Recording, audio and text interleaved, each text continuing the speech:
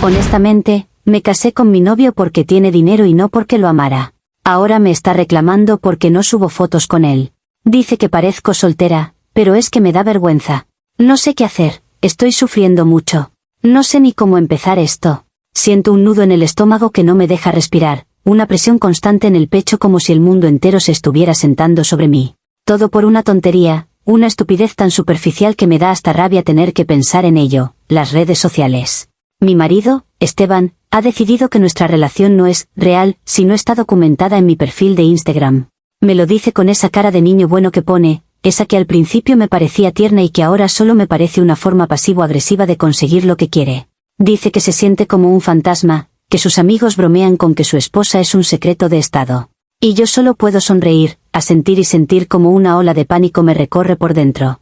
Esteban es un buen hombre, que nadie me malinterprete. De verdad que lo es. Es de esos que te abren la puerta del coche, que se acuerda de qué flores te gustan y te las manda sin motivo, que gestiona las finanzas con una calma que a mí me parece de otro planeta. Es estable, es seguro, es todo lo que una mujer supuestamente debería desear. Pero, y esto me cuesta admitirlo hasta a mí misma, es aburrido. Su conversación gira en torno a mercados bursátiles, optimización de procesos y anécdotas de su equipo de trabajo que son todas iguales. No tiene esa chispa, esa ironía, esa manera de ver el mundo que tienen mis amigos. Es como un mueble caro y funcional, sabes que es de buena calidad y que cumple su propósito, pero no te inspira nada.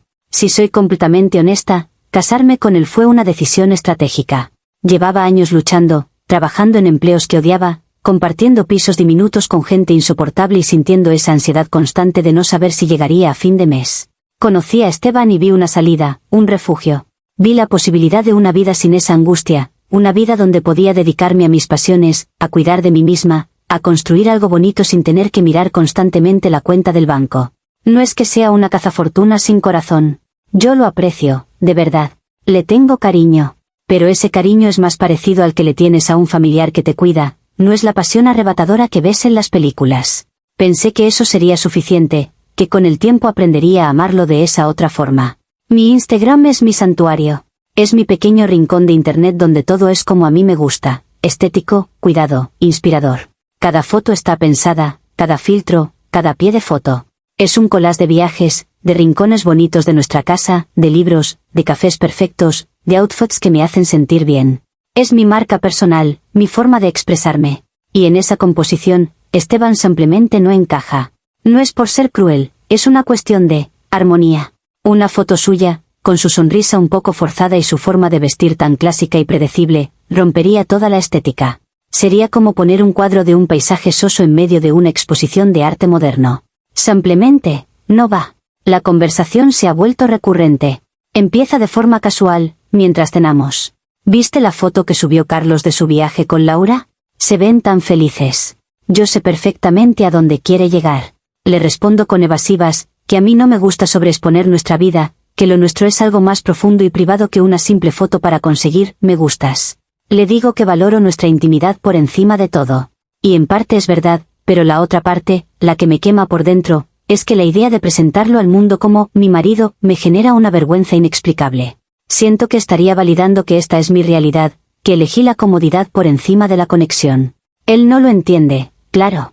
Cree que es una cuestión de orgullo o de que tengo algo que ocultar. Parece que te avergüenzas de mí, me dijo la semana pasada, y esa frase se me clavó como un puñal, más que nada porque dio justo en el clavo. Pero, ¿cómo le explicas a alguien que te da todo que su sola presencia en tu mundo digital te parece una mancha? ¿Cómo le dices que no es lo suficientemente cool, interesante o atractivo para formar parte de la vida que proyectas? Es imposible. Así que me callo, pongo cara de ofendida y le acuso de ser inseguro. Y el ciclo vuelve a empezar, dejándome a mí con esta sensación de estar atrapada en una mentira que yo misma he construido. La presión ya no venía solo de Esteban. Empezó a filtrarse desde su familia, especialmente de su madre, una mujer que parece sacada de un manual de etiqueta del siglo pasado, con una habilidad especial para envolver las críticas más afiladas en sonrisas y cumplidos. Las cenas de los domingos se convirtieron en un campo de minas. ¿Y tú qué tal, querida? Con tanto viaje y tanta cosa bonita que pones en tus redes, debe ser agotador. Normal que no te quede tiempo para una fotito con mi hijo, me decía mientras me pasaba la ensalada.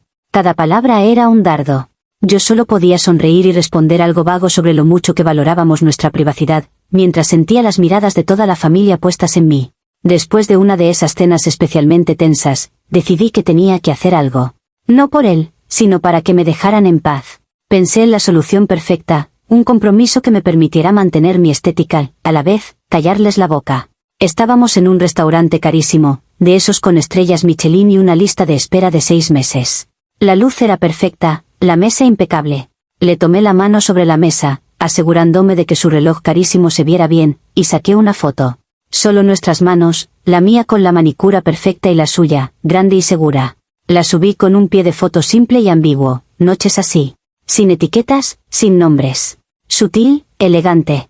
O eso pensé yo. La reacción fue peor que el silencio. Esteban vio la foto y su cara fue un poema.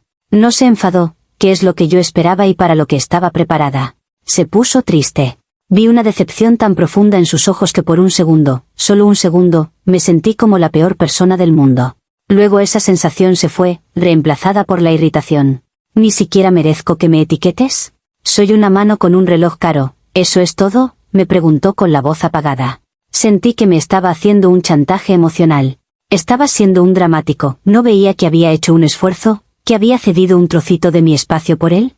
La discusión que siguió fue horrible. Yo le decía que estaba exagerando, que era un detalle bonito y que él lo estaba convirtiendo en un drama. Él me decía que se sentía como un proveedor, un accesorio en mi vida perfecta, no una pareja. Siento que te avergüenzas de mí, y esto solo lo confirma, repitió. Esa frase otra vez. Me puse a la defensiva, claro. Le dije que era un inseguro, que necesitaba la validación de los demás para sentirse querido y que yo no funcionaba así. Le eché en cara que no apreciaba mi gesto, que siempre encontraba algo malo en todo lo que yo hacía para complacerle. La discusión terminó conmigo llorando de frustración y encerrándome en el dormitorio.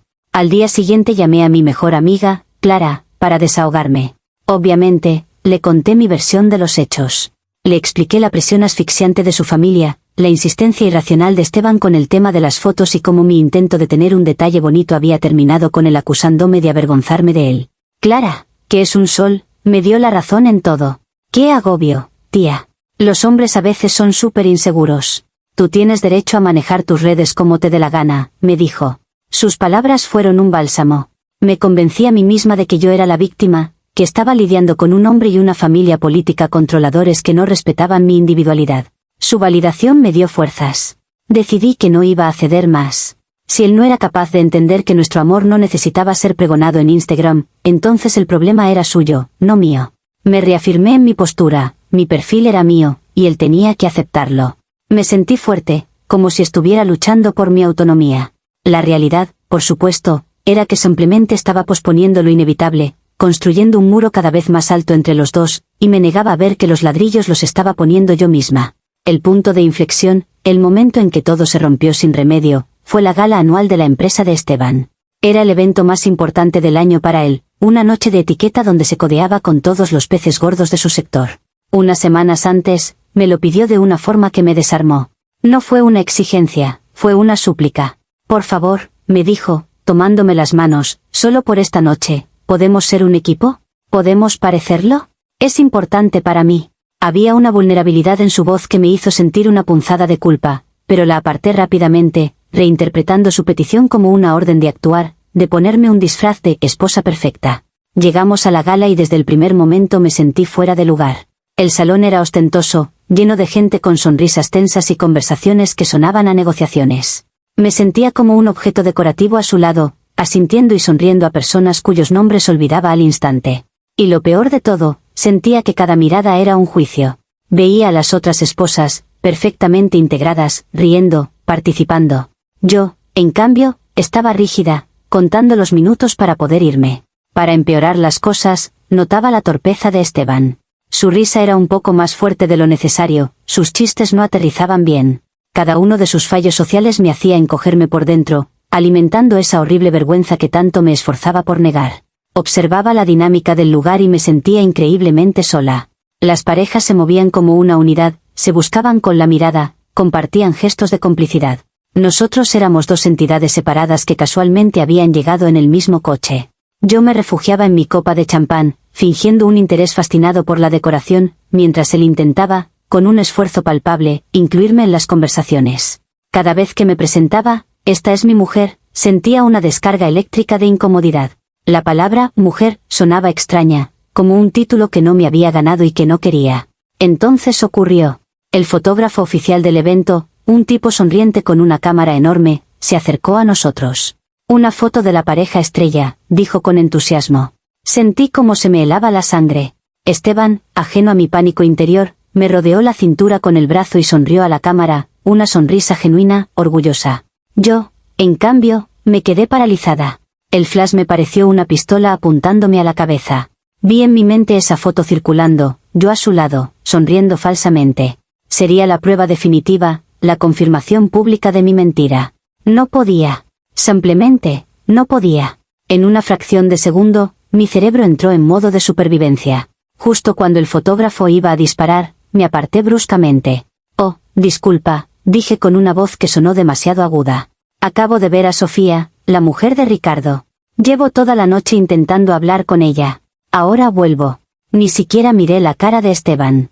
Me di la vuelta y me alejé casi corriendo hacia un grupo de gente al otro lado del salón, dejando a mi marido solo, con el brazo todavía en el aire y la sonrisa congelada en la cara, frente a un fotógrafo confundido. La humillación fue pública, silenciosa y absoluta. Y en ese momento, lo supe. Había cruzado una línea. Desde la distancia, lo vi. Vi cómo bajaba el brazo lentamente, cómo su sonrisa se desvanecía y era reemplazada por una expresión de incredulidad y dolor. Vi cómo murmuraba una disculpa al fotógrafo y se daba la vuelta, buscando un lugar donde esconderse. Por un instante, el peso de lo que había hecho me aplastó. Pero la autopreservación es un instinto poderoso. Inmediatamente, mi mente empezó a fabricar excusas. El ambiente era tóxico, la presión era demasiada, no estaba preparada para esa falsedad. No fue mi culpa, fueron las circunstancias. Me convencí a mí misma de que había hecho lo único que podía hacer para proteger mi integridad. El viaje de vuelta a casa fue la definición de silencio ensordecedor. El aire dentro del coche era tan denso que se podía cortar con un cuchillo. Yo miraba por la ventana, viendo pasar las luces de la ciudad como si fueran estrellas lejanas, mientras mi mente trabajaba a toda velocidad, preparando un arsenal de defensas y justificaciones para la tormenta que sabía que se avecinaba. Intenté romper el hielo con una banalidad. ¿Estás cansado? La fiesta ha sido larga. Esteban ni siquiera giró la cabeza. Siguió conduciendo con la mandíbula apretada, sus nudillos blancos sobre el volante de cuero. Su silencio era una acusación mucho más potente que cualquier grito. En cuanto entramos en casa, la calma artificial se rompió. Pero no de la forma que yo esperaba. No hubo gritos, ni portazos. Esteban dejó las llaves sobre la consola de la entrada con una delicadeza aterradora. Se quitó la chaqueta, la dobló cuidadosamente y se giró para mirarme. Su cara no mostraba ira, sino una especie de agotamiento profundo, como si hubiera estado corriendo un maratón durante años y acabara de cruzar la meta. Esa calma me descolocó por completo. Estaba preparada para una pelea, no para un funeral. Ya no puedo más, dijo con una voz tranquila, casi un susurro.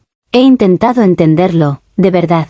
He intentado ser paciente. He pensado que era cosa tuya, que necesitabas tu espacio, que no te gustaba exponerte. Hizo una pausa, y me miró directamente a los ojos. Pero lo de esta noche, delante de todos mis compañeros, de mi jefe, me dejaste ahí como a un idiota. Empezó a conectar los puntos, y cada palabra era un clavo en mi ataúd. La falta de fotos, los comentarios de mi madre que tanto te molestan, tu forma de evitar a mis amigos, no son cosas separadas, ¿verdad? Todo es lo mismo. Y entonces, lanzó la pregunta. La pregunta que yo había estado evitando, la que ni yo misma me atrevía a formular en mi cabeza. Lo hizo sin malicia, con una genuina y dolorosa necesidad de saber la verdad. ¿Alguna vez me has querido?, preguntó, y su voz se quebró un poco al final. ¿O solo te ha gustado lo que puedo darte? Sé honesta. Solo una vez. El aire se escapó de mis pulmones. Estaba acorralada. La verdad era una bestia fea y monstruosa sentada en medio de la sala, y él acababa de encender la luz. Mi reacción fue instintiva, visceral. Atacar. La mejor defensa es un buen ataque, ¿no? ¿Cómo te atreves? Sí sé, sintiendo como las lágrimas de rabia y pánico empezaban a subir. Después de todo lo que he hecho por esta relación, siempre tienes que reducirlo todo al dinero. Ese es tu problema, Esteban, no el mío. Eres un inseguro que necesita una prueba pública de afecto para sentirse un hombre. Las palabras salían de mi boca como veneno, una sarta de acusaciones diseñadas para herirle, para desviarle de la verdad, para hacerle dudar de su propia percepción. Pero esta vez no funcionó. Él no se inmutó. Solo me miró con una infinita tristeza. No soy yo el que lo reduce todo al dinero. Eres tú. Te di todo lo que tenía, todo lo que soy. Y lo único que te pedí a cambio fue que no te avergonzaras de mí. Y ni siquiera pudiste darme eso. La discusión se descontroló. Yo saqué a relucir cada pequeño sacrificio que, según yo, había hecho, cada cena con sus aburridos amigos que había soportado, cada fin de semana que había pasado en su casa de campo en lugar de estar con mi gente. Lo pinté todo como un martirio. Él simplemente negaba con la cabeza, como si estuviera viendo a una extraña. Al final, el agotamiento nos venció. Nos quedamos sin cosas que gritarnos. Nos quedamos en silencio en el enorme salón, a varios metros de distancia, extraños en nuestra propia casa. Ya entendí, dijo él finalmente.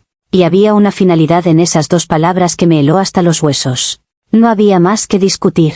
Él había visto detrás de la cortina. La pelea había terminado no porque yo hubiera ganado, sino porque él había dejado de jugar.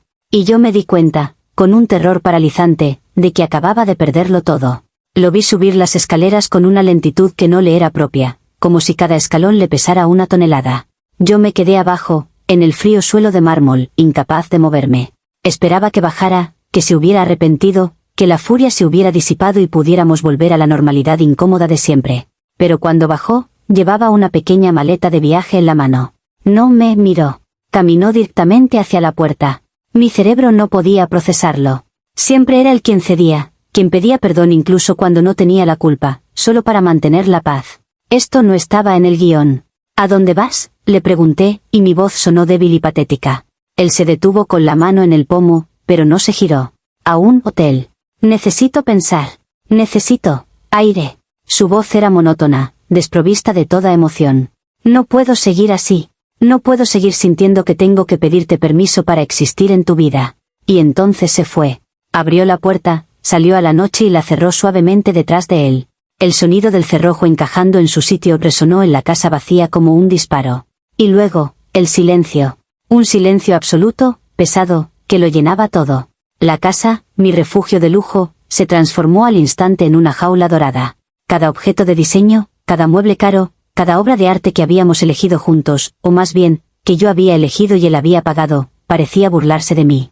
De repente, todo se sentía frío, impersonal, como el lobby de un hotel de 5 estrellas. Caminé por las habitaciones, encendiendo todas las luces para combatir la oscuridad y la soledad que se cernían sobre mí. El eco de mis propios pasos era el único sonido.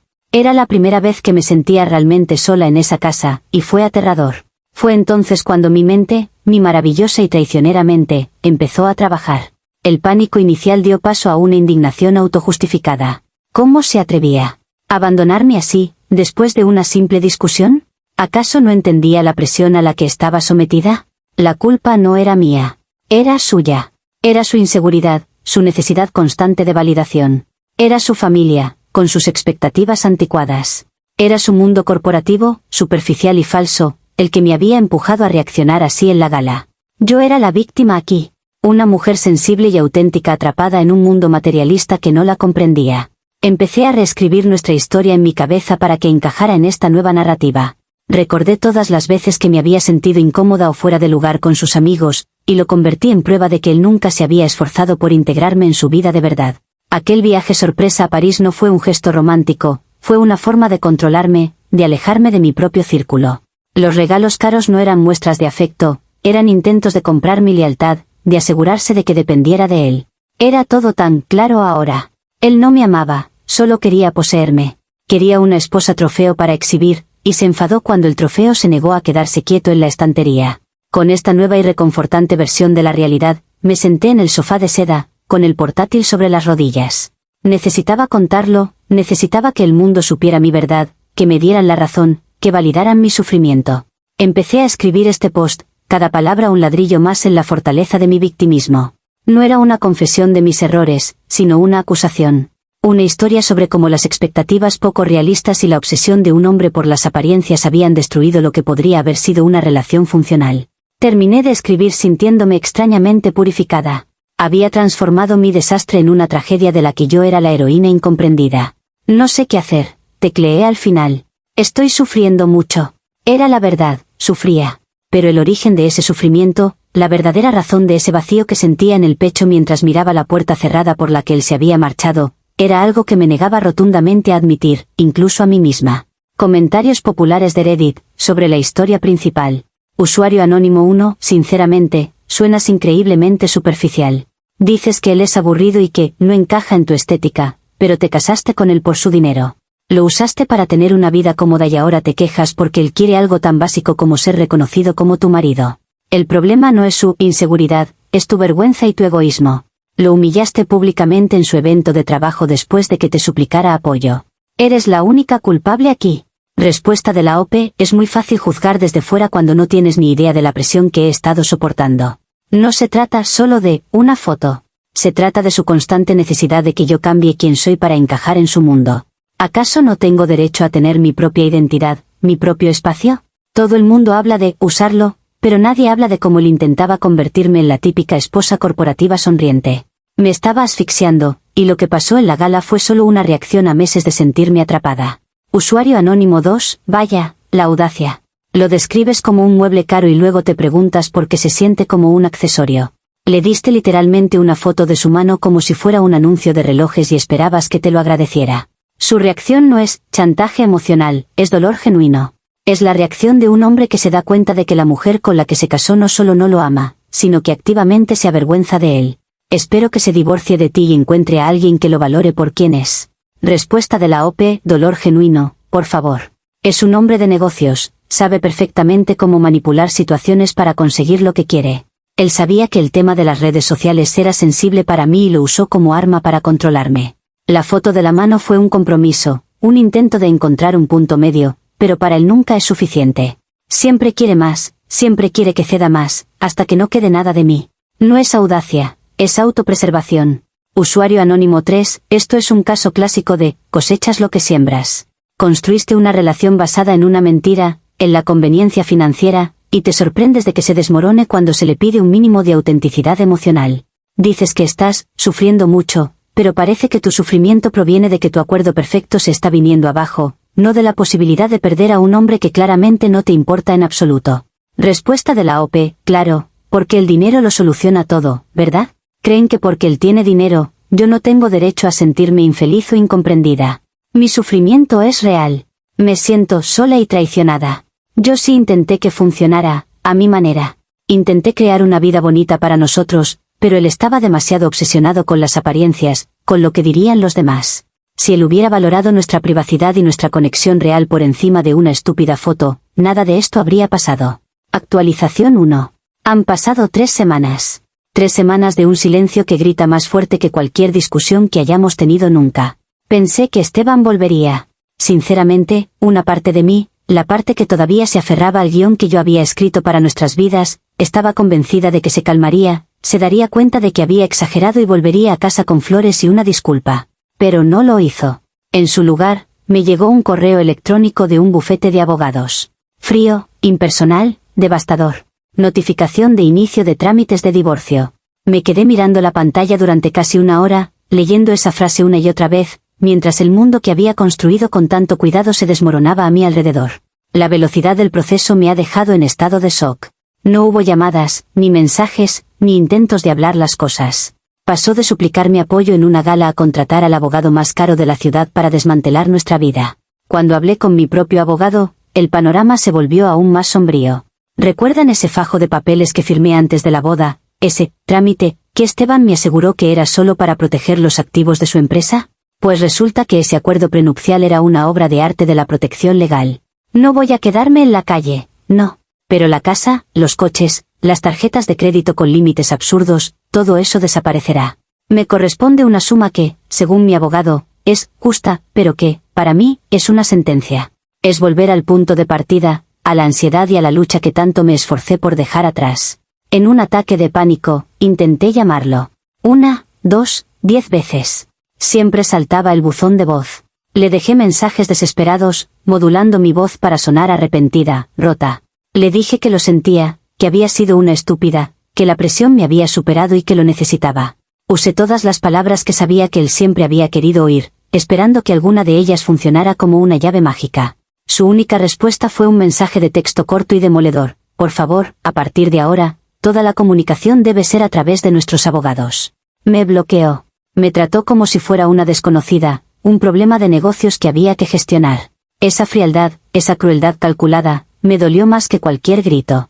Como si eso no fuera suficiente, la traición llegó también desde el único frente en el que me sentía segura. Llamé a Clara, mi mejor amiga, llorando, contándole la injusticia de todo. Esperaba su apoyo incondicional, sus palabras de consuelo. Pero su voz era distante. Me hizo un par de preguntas incómodas sobre lo que realmente había pasado en la gala, sobre lo que había dicho en la discusión. Le conté mi versión edulcorada, por supuesto, pero ella pareció ver a través de ella.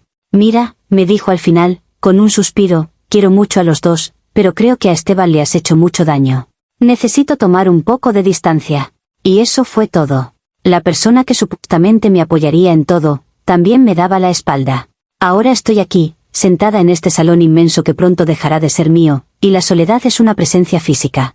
Me siento completamente abandonada. Esteban, su familia, mis amigos, todos se han puesto en mi contra. Y esto solo confirma lo que ya sabía, yo soy la víctima. Construí una vida para él, me sacrifiqué, soporté su mundo aburrido y a su familia controladora, ¿y así me lo pagan? Con abogados, silencio y abandono. Se han unido todos para castigarme por no ser la muñeca que ellos querían que fuera. Mi sufrimiento no es por el dinero, es por esta traición universal. Es la prueba definitiva de que nunca me entendieron, de que nunca me quisieron por quien realmente soy. Comentarios populares de Reddit, sobre la actualización 1. Usuario anónimo 4, crueldad calculada. ¿En serio? Él te pidió que te comunicaras a través de los abogados, que es exactamente lo que se hace en un divorcio contencioso para evitar la manipulación emocional. La manipulación que estabas intentando hacer con tus llamadas arrepentidas. Él no está siendo cruel, está siendo inteligente. Está protegiéndose de ti. Y tu amiga no te ha traicionado, simplemente ha visto la verdad y ha decidido no ser cómplice de tu narrativa victimista. Respuesta de la OP, protegiéndose de mí, como si yo fuera una especie de monstruo. Lo único que quería era hablar, que me escuchara, explicarle mi punto de vista sin intermediarios. Pero él prefiere esconderse detrás de trajes caros y lenguaje legal. Es la forma más cobarde de terminar una relación. Y lo declara, una verdadera amiga se queda a tu lado, incluso cuando cometes errores. Ella eligió su bando, y eso no es amistad, es oportunismo. Probablemente nunca le caí bien de verdad. Usuario anónimo 5, el acuerdo prenupcial no es una sentencia, es el acuerdo que tú firmaste. ¿Esperabas que después de tratarlo como un cajero automático con patas y humillarlo públicamente, él simplemente te entregara la mitad de su fortuna? La vida no es una película de Hollywood. Tus acciones tienen consecuencias. Estás en shock no porque lo extrañes, sino porque tu plan a largo plazo se ha ido al traste y ahora tienes que enfrentar la realidad. Respuesta de la OP, yo no firmé un acuerdo, confié en él. Me dijo que era un trámite, una formalidad. ¿Acaso el amor no se basa en la confianza? Él rompió esa confianza al usar ese papel en mi contra. Y no era un plan. Yo intenté construir un hogar, una vida. Me encargué de la casa, de la vida social, de que todo fuera perfecto. ¿Eso no cuenta como un trabajo? ¿Mi tiempo y mi esfuerzo no valen nada? Es increíblemente misógino pensar que mi contribución no fue valiosa solo porque no traía un cheque a casa. Usuario anónimo 6, me sacrifiqué, soporté su mundo aburrido. La falta de autoconciencia es asombrosa. Disfrutaste de todos los beneficios de ese mundo aburrido, la casa, los viajes, la seguridad financiera. No fue un sacrificio, fue una transacción. Y cuando tu parte del trato, mostrar un mínimo de afecto y respeto público, se te exigió, fallaste estrepitosamente. No te están castigando, simplemente están cerrando un mal negocio. Y parece que tú eres la que más pierde. Respuesta de la OP, ¿un mal negocio? Así que eso era yo para él, ¿una inversión? Eso lo explica todo. Explica por qué todo se reducía a las apariencias, a la foto perfecta. Él no quería una esposa, quería un activo que se viera bien en su portafolio. Y cuando el activo mostró tener voluntad propia, decidió liquidarlo. Gracias por aclararme las cosas. Esto no es una tragedia romántica, es una liquidación de bienes. Y sí, estoy perdiendo, pero lo que pierdo es una ilusión. Quizás esto sea una liberación. Actualización final. Han pasado 6 meses. El divorcio es definitivo. Mi antigua vida parece un sueño febril, una película que vi hace mucho tiempo y cuyo argumento apenas recuerdo. Vivo en un apartamento de 2 ambientes en una zona normal de la ciudad. Es funcional. Las paredes son finas y a veces oigo las discusiones de mis vecinos. Tuve que vender la mayoría de los bolsos y joyas que acumulé durante mi matrimonio para pagar el depósito y los primeros meses de alquiler. He empezado a buscar trabajo, enviando currículums para puestos de asistente administrativa y recepcionista, trabajos que pensé que había dejado atrás para siempre. La caída ha sido dura, humillante.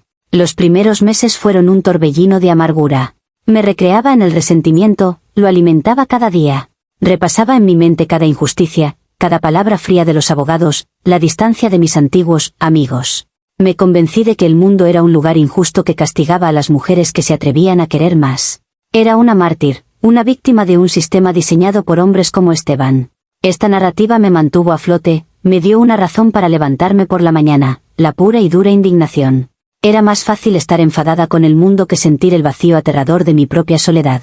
Y entonces, ayer por la noche, ocurrió algo. Estaba navegando sin rumbo por Instagram, como casi todas las noches, un acto de masoquismo que no podía evitar. Vi una publicación de un conocido en común, alguien del círculo de Esteban. Era un álbum de fotos de una barbacoa de fin de semana. Deslicé las imágenes con desinterés, hasta que me detuve en una. Mi corazón dio un vuelco. Era Esteban. Estaba de pie junto a la parrilla, con unos vaqueros y una camiseta normal y corriente, sosteniendo unas pinzas de cocina. Y a su lado, había una mujer. No era una modelo. No era una influencer. Era normal. Llevaba el pelo recogido en una coleta desordenada, no llevaba apenas maquillaje y se reía a carcajadas de algo que él acababa de decir. Pero no fue ella lo que me impactó. Fue él. Tenía una expresión en la cara que yo nunca, jamás, le había visto. Estaba completamente relajado, su sonrisa era amplia y genuina, sin rastro de la tensión que siempre llevaba en los hombros cuando estaba conmigo. Se veía feliz. Feliz de una forma simple, descomplicada, auténtica. En la foto, ella le pasaba un brazo por la espalda de manera casual, y él se inclinaba hacia ella instintivamente. Eran un equipo. Parecían un equipo. Todo lo que él me había suplicado que fuéramos, lo era ahora con ella, sin esfuerzo aparente. Esa foto me rompió. Pero no de la forma en que la gente podría pensar. No sentí celos, ni tristeza por haberlo perdido. Lo que sentí fue un golpe narcisista tan brutal que me dejó sin aire. De repente, todas mis justificaciones, todas mis elaboradas teorías sobre su inseguridad y su necesidad de apariencias, se hicieron añicos. La vergüenza que yo sentía no era porque él fuera socialmente torpe o aburrido. Era porque nunca fue un trofeo para mí. Nunca fue el hombre que yo pudiera exhibir con orgullo. Era bueno. Era decente, pero no era el accesorio correcto para la vida que yo quería proyectar. Verlo feliz con alguien tan común, tan normal, fue la bofetada final. Destruyó la última defensa que me quedaba, la idea de que yo era demasiado sofisticada para su mundo simple. La verdad era mucho más fea. Él no era el problema. Su mundo no era el problema. El problema siempre fui yo. Mi superficialidad. Mi vacío. La vergüenza no era por él, era por mí. Por la persona en la que me había convertido al elegirlo. Y aquí estoy ahora, escribiendo esto. Y por primera vez, no sé qué narrativa construir. ¿Admito la verdad? ¿Admito que lo usé, que lo desprecié en secreto y que lo humillé por mi propio egoísmo? No, creo que no puedo. Es demasiado tarde para eso. Así que supongo que me aferraré a la última brizna de mi orgullo. Esta foto solo demuestra lo que siempre sospeché. Esteban es un hombre simple con gustos simples. Estaba destinado a una vida sencilla, y yo, tontamente, intenté elevarlo a algo que nunca podría ser. Me alegro por él. Se ha encontrado a sí mismo, ha encontrado su nivel. Y yo estoy libre. Libre de su mundo pequeño, libre para buscar algo más. Sí, eso es. Estoy libre. Aunque, mientras lo escribo, la palabra suena increíblemente hueca en el silencio de mi pequeño apartamento. Comentarios populares de Reddit, sobre la actualización final. Usuario anónimo 7, ha encontrado su nivel. ¡Wow! Incluso al final, cuando estás a un paso de la autoconciencia, das un volantazo para volver a tu pedestal. No lo intentaste elevar, intentaste usarlo como un trampolín. Y él no encontró su nivel, encontró la felicidad, algo que tú, con toda tu supuesta sofisticación, pareces incapaz de reconocer o sentir. Él ganó, no porque se quedara con el dinero, sino porque escapó de ti. Respuesta de la OP, ganar o perder. Qué visión tan simplista de la vida. No es una competición. Simplemente éramos incompatibles, es todo.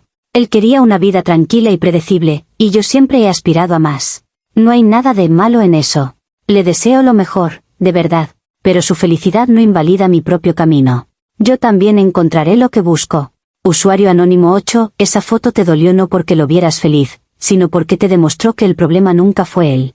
Era feliz porque estaba con alguien que no se avergonzaba de él. Alguien que probablemente se ríe de sus chistes y disfruta de su compañía. Todo lo que te pedía a ti y que considerabas una presión asfixiante, se lo está dando otra persona de forma natural. Esa es la verdadera píldora difícil de tragar. Respuesta de la OP, tal vez. O tal vez ella es simplemente mejor actriz que yo. La gente muestra en redes sociales lo que quiere que los demás vean. ¿Quién sabe cómo son las cosas a puerta cerrada? Yo viví esa vida. Sé que no es tan simple como parece en una foto de una barbacoa.